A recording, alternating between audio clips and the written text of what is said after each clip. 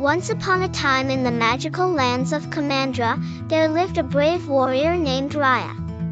Kumandra was a beautiful land, full of lush jungles, sparkling rivers, and towering mountains.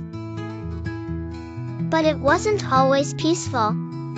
A long time ago, a dark spirit known as the Druun arrived, turning everything it touched into stone. But fear not, for once there were mighty dragons living among the people of Kumandra. Wah! They were spectacular. The dragons pooled their magic into a powerful gem, used it to banish the Druun, and restored life and joy back to Kumandra.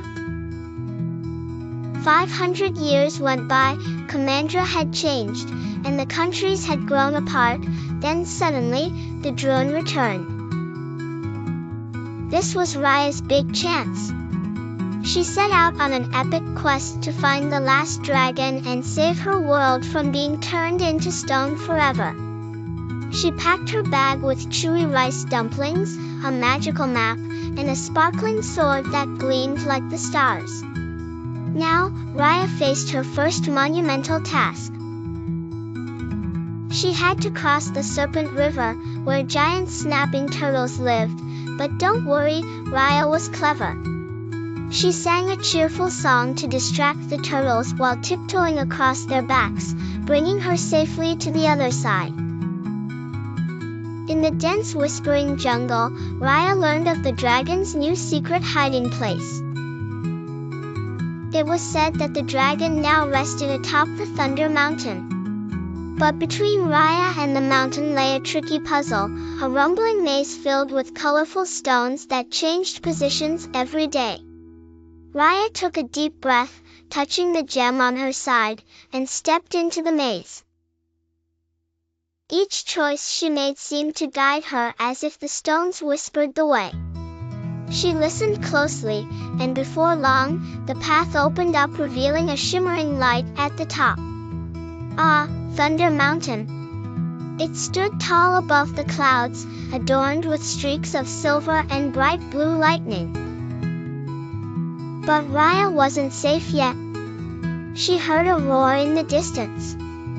The mountain was guarded by giant rock crabs whose jabs and crunches echoed loudly. Raya needed her bedazzling sword. Quick as a wink, she leapt over the crabs, swishing her sword with skill. Her bravery shone brighter than any jewel. The crabs scattered, leaving her with a huge grin and a clear path.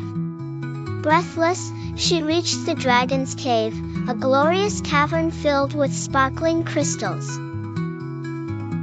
There, Raya met Sisu, the dragon with scales that sparkled like the morning sun. To her astonishment, Sisu was gentle and kind, not fierce like the legends feared.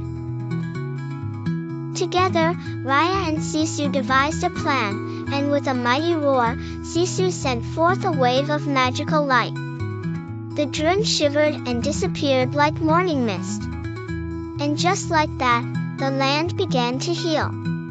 Trees swayed, animals danced, and people burst into cheers. Kumandra was whole again. The countries united, just as Raya had dreamed.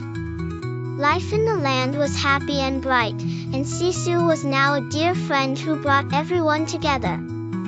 Raya's adventure was not just thrilling and daring but filled with hope, friendship, and magic. And so, the harmony in Kumandra lasted forevermore.